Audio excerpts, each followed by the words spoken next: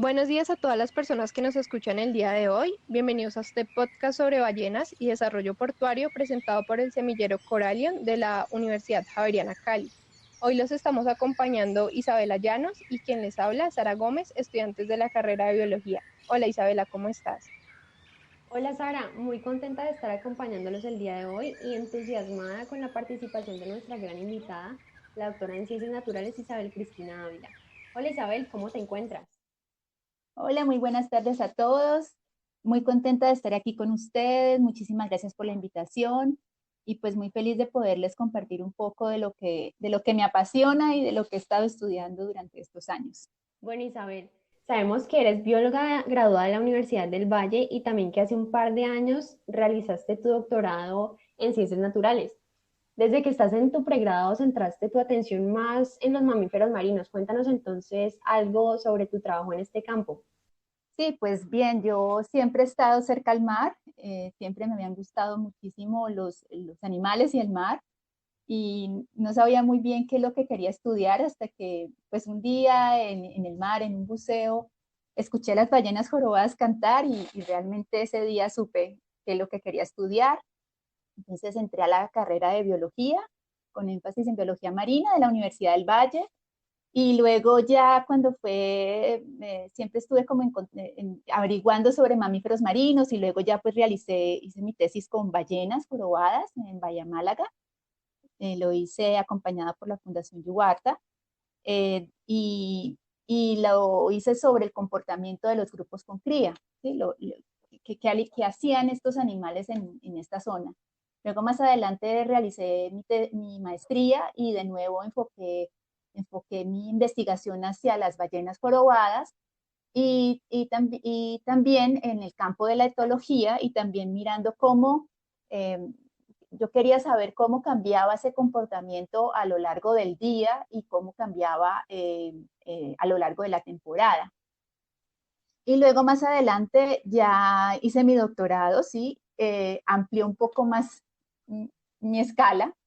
En ese momento ya lo hice sobre todos los mamíferos marinos y sobre las amenazas y los riesgos, que ha sido pues una de las investigaciones que he estado realizando en los últimos años. Bueno, Isabel, muy interesante el trabajo que has venido desarrollando durante todo este tiempo. Nos gustaría de pronto que nos contaras un poco más sobre la investigación que realizaste en tu doctorado acerca de los impactos antropogénicos hacia los mamíferos marinos a nivel global. De acuerdo a esta investigación, ¿cuáles dirías tú que son los principales impactos hacia este grupo y de qué manera estos impactos están afectando el estado de conservación de estos organismos? Sí, en el trabajo que realicé en mi doctorado, pues incluimos todos los mamíferos marinos, o sea, digamos, incluimos el grupo de las ballenas, los delfines, los lobos marinos, los manatíes, la nutria marina, y encontré que la mayor amenaza para ellos era la pesca incidental, la captura incidental en artefactos de pesca y la interacción con artes de pesca. Esta seguida por la contaminación, por el tráfico y transporte de embarcaciones y por la captura directa. O sea, estas son las amenazas que encontramos que afectan directamente a los mamíferos marinos, pero cada una de estas amenazas pues tiene una fuente y dentro de las fuentes encontramos nuevamente pues que la actividad que mayor amenaza representa para los mamíferos marinos es la pesca, seguida por el desarrollo costero y urbanístico y por el turismo. Entonces, vemos que, digamos que estas actividades son las que están dando origen a estas mayores amenazas que están ahora impactando negativamente a los mamíferos marinos. Muchas gracias, Isabel. Mira, te comento, el año pasado yo tuve la oportunidad de hacer una breve revisión de literatura respecto a la contaminación acústica y sus impactos en la vida marina. Uno de los grupos más estudiados en este ámbito son los cetáceos, debido a la importancia que tiene para este grupo la capacidad de emitir y percibir sonidos. Imagino que algunas de las personas que nos están escuchando el día de hoy no están familiarizadas con esta dinámica, entonces me gustaría que nos contaras un poco cuál es el papel del ruido oceánico y cuál es su importancia en la ecología de los cetáceos. Sí, mira, los cetáceos pues son los delfines y las ballenas. Ellos tienen una comunicación muy compleja, ¿sí? algunas ballenas, por ejemplo, como la ballena jorobada, ellos emiten cantos de cortejo y se comunican por sonidos.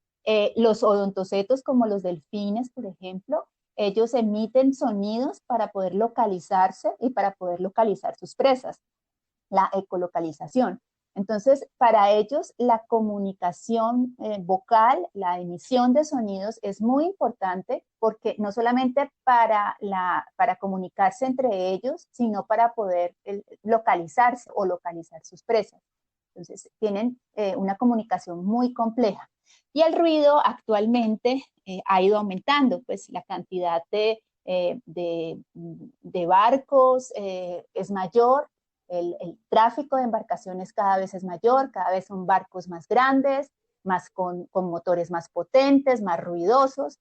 Entonces vemos que uno de los factores que está causando mayor ruido, pues vemos que es el tráfico de embarcaciones. Hay otras actividades que también están causando mucho ruido, como son la prospección sísmica por ejemplo, esos barcos. Hay varios barcos que están buscando petróleo y buscando yacimientos de gas en el lecho marino, y ellos ellos mandan unos sonidos al fondo del mar, y luego ese sonido rebota, y ellos por medio de esto pueden saber si hay o no hay gas o petróleo. Y esto genera muchísimo ruido, ¿sí? Además de los sonares militares, que los militares también utilizan, emiten ruidos para poder localizar si hay otros submarinos o algún artefacto. Entonces ellos también están emitiendo ruido. Entonces, cada día hay mayor contaminación de ruido, y este ruido está afectando muy negativamente a los mamíferos marinos, especialmente a los cetáceos que viven todo el tiempo en el agua y que tienen esta comunicación compleja, porque el ruido no los está permitiendo escucharse, ¿sí? Está enmascarando su comunicación. Ellos ya no se pueden escuchar, es como si estamos pues en una discoteca y no podemos hablar entre nosotros. Pasa lo mismo con estos ruidos. Además, les está creando estrés, les está creando cambios conductuales, ¿sí?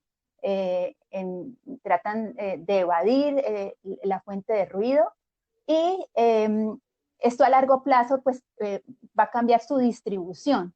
Pero además de esto, está generando daños físicos.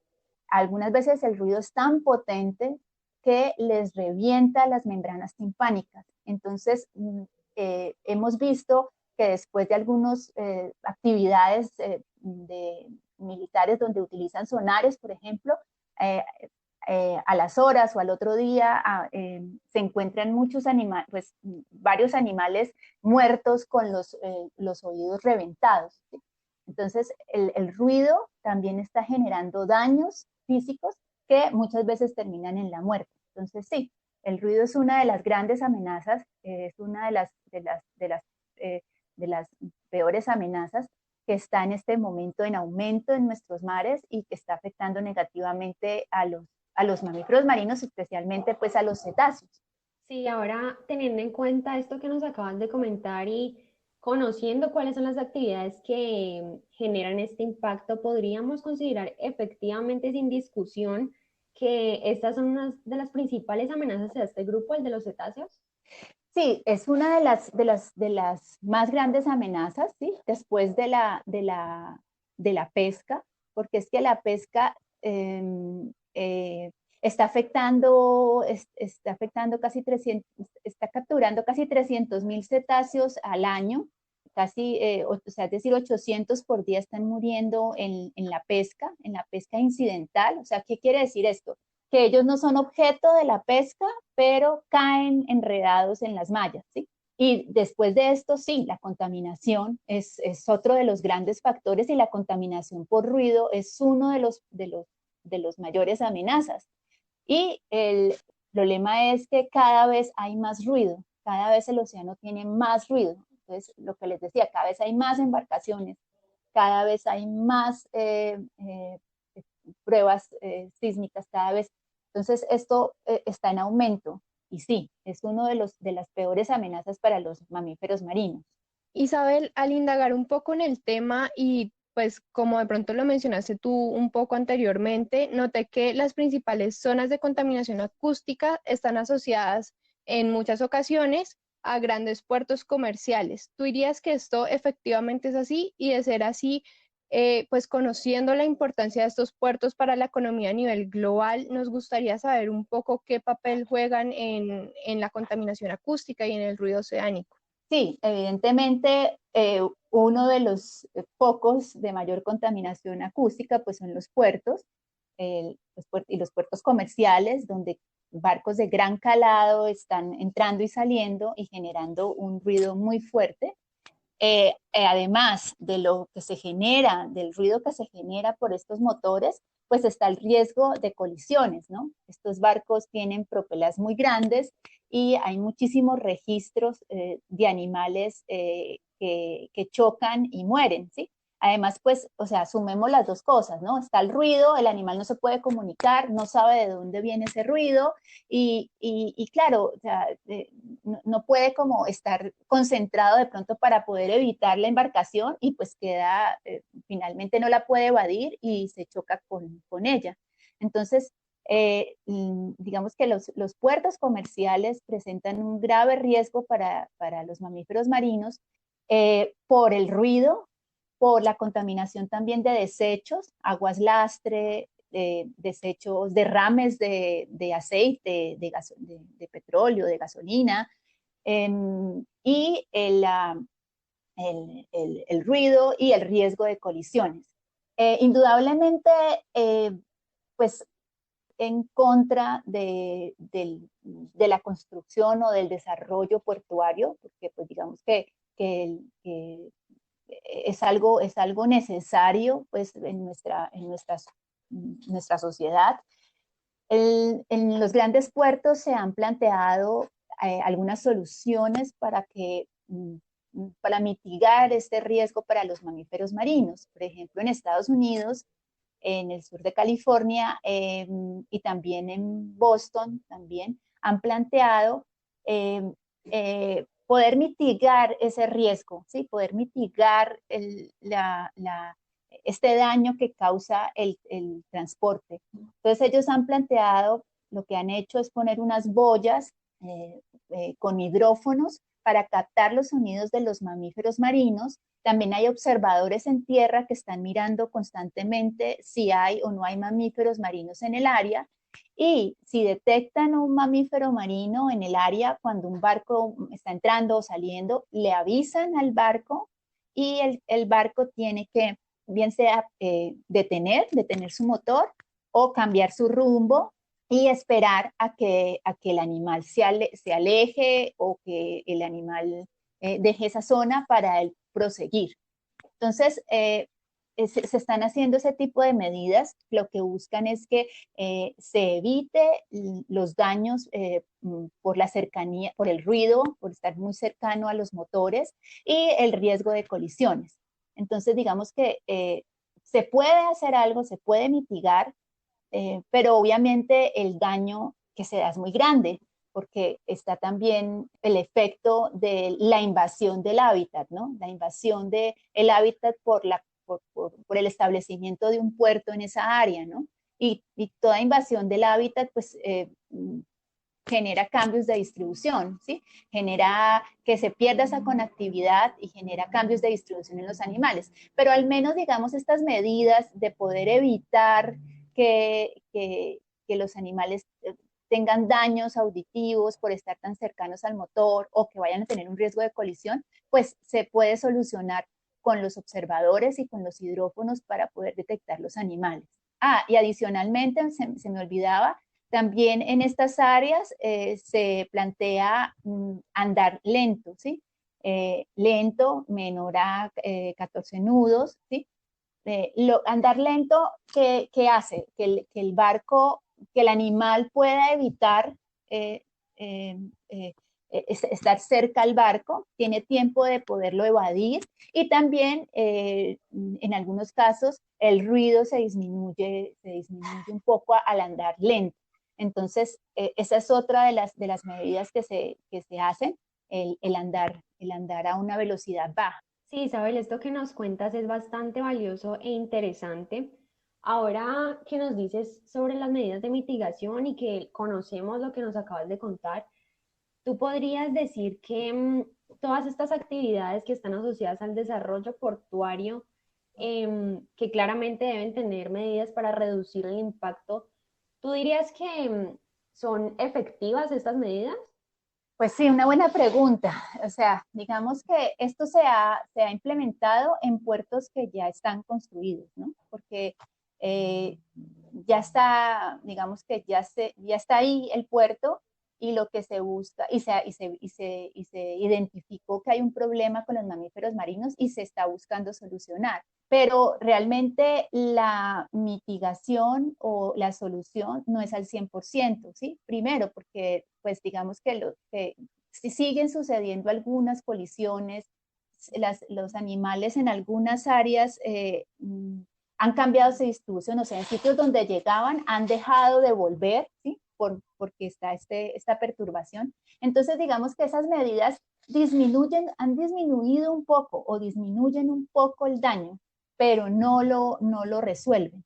Entonces, digamos que lo que se está planteando o lo que se está haciendo es poder planificar muy bien, o sea, un nuevo puerto, poder planificarlo muy bien, poder evaluar muy bien si sí realmente es necesario, porque un puerto trae daño, o sea, indudablemente el daño se hace, y no solamente se hace para los mamíferos marinos o para la fauna que esté allí, fauna y flora, ¿no? Que esté allí, sino también para la comunidad, ¿sí? Para los humanos. Un puerto trae consigo nuevas personas, extranjeros, los cambios en la cultura, en la dinámica de la población, ¿sí? Entonces genera cambios en todos los niveles, ¿sí? Cambios en el ecosistema, cambios en la sociedad, cambios en la fauna, en la flora, que son irreversibles. Entonces, digamos que lo que ahora tenemos que hacer es evaluar realmente muy bien si es totalmente necesario y totalmente fundamental realizar un nuevo puerto, porque, porque la mitigación nunca va a ser el 100%, ¿sí? No, disminuye un poco. En donde se han implementado esto, por ejemplo, en Estados Unidos, sí, han disminuido, digamos, las colisiones han disminuido, las ballenas todavía no se han ido del todo, pero sí hay cambios, sí hay cambios. O sea, sí hay disminución de la cantidad de animales, sí hay aparición de nuevas enfermedades asociadas con aguas contaminadas, sí hay disminución de emisión de sonidos. Entonces, mm, estas medidas ayudan un poco como a suavizar el daño, pero nunca han sido que lo resuelvan el 100%. Bueno, Isabel, y ya para terminar, nos gustaría que nos dejaras un mensaje y una invitación para la conservación de estos organismos marinos. Bueno, pues lo que yo los invito es que estos animales son muy vulnerables, ¿sí? Los mamíferos marinos son animales muy vulnerables, y todos podemos hacer algo por ellos, ¿sí? Digamos que, por ejemplo, ¿sí? En todos los niveles, desde la casa, viendo qué es lo que que estamos comiendo, o sea, si nos comemos un pescado o un camarón, de dónde viene este camarón, si nos estamos comiendo una lata de atún, si la lata de atún tiene el sello que protege los delfines. Entonces podemos revisar todo lo que estamos consumiendo y que eso que nos estamos consumiendo, digamos, de qué forma se extrajo y de qué forma se obtuvo. Y entonces desde ahí podemos colaborar también en en el uso del plástico, ¿sí? Vemos que cada vez más animales están atrapados en plástico, o sea, se han encontrado cachalotes, delfines ahogados por haberse tragado una bolsa, por haber tragado un tarro de plástico. Entonces, también, o sea, ¿dónde estamos poniendo nuestros desechos? Entonces, tenemos que que ser consumidores conscientes, consumidores inteligentes y ver de dónde viene esto y saber que todo lo que hagamos, todo lo que salga de nuestra ducha, de nuestro lavamanos, ¿sí? Todo en últimas va a parar al mar. Y todo esto va a parar a los mamíferos marinos. Entonces, ser muy conscientes de lo que estamos generando y de lo que estamos consumiendo, ¿ya? Y lo otro, ¿sí? Yo los invito de verdad eh, a que si quieren conocer los mamíferos marinos, salgan, vayan a hacer avistamiento turístico en la vida, en el mar, ¿sí? Vayan a verlos a su hábitat, cumpliendo con las reglamentaciones para mitigar, pero los invito no, a que en vez de irlos a ver en un acuario que están encerrados, ¿sí? Vayan y los vean en su hábitat y de esa manera también apoyan a las comunidades que están haciendo turismo de observación, por ejemplo en Juan Chaco, por ejemplo en Nuquí, en el Golfo de Tributá, ¿sí? Y eso es maravilloso, pues verlos en su hábitat, ver interaccionan entre ellos, ver cómo se mueven, ¿sí? Y de esta manera, pues también estamos apoyando a su conservación y a la actividad de turismo que realizan las personas del área, ¿sí? Entonces, apoyamos a los mamíferos marinos y apoyamos a las personas locales. Sí, realmente es tarea de todos los seres humanos realizar como esta concientización frente a nuestras actividades diarias. Y bueno, Isabel, muchísimas gracias por acompañarnos esta tarde. Ha sido bastante enriquecedor conversar así sea brevemente sobre estos temas y también esperamos tener una nueva oportunidad para hablar sobre la conservación y la biología en otro momento. Bueno, muchísimas gracias por la invitación, de verdad. Pues me gusta mucho poder compartir un poco de lo que he hecho y bueno, los invito a todos a continuar en esta tarea de la conservación, que es una tarea de todos. Bueno, muchas gracias a todas las personas que nos acompañaron esta tarde. Damos por finalizada la entrevista a Isabel. Isabel, nuevamente muchísimas gracias por acompañarnos. Gracias, chao.